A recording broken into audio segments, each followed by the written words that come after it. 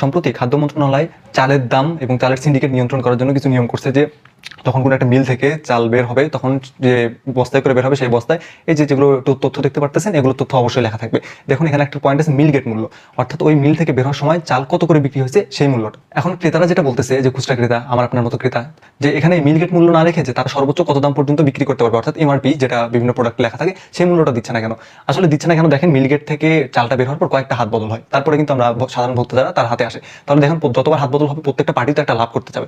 এখন এখানে সমস্যাটা কোথায় হয়, গভর্নমেন্ট এখানে যদি নির্ধারণ করে দেয় যে প্রত্যেক ক্ষেত্রে প্রত্যেক মধ্যস্বত্বভোগীরা কত পার্সেন্ট করে লাভ করতে পারবে, এটা নিয়ে যদি আইন থাকে তাহলে কিন্তু ঝামেলাটা হয় না। অ্যাকচুয়ালি এই আইনটা আছে যে ব্যবসায়ীরা কত পার্সেন্ট করে লাভ করতে পারবে, তো সেই লাভ করার পরে এমআরপিটা কত হবে তখন কিন্তু এটা ভ্যারি করতেছে। কিন্তু এটা নিয়ে যদি আপনি আইনটা জেনে থাকেন তাহলে আপনি জানতে পারবেন এই মিলগেট মূল্য থেকে যে আপনি বেশি দামে চাল কিনতেছে, আপনার বিক্রেতাকে আপনার কাছে বেশি দামে বিক্রি করতেছে কিনা।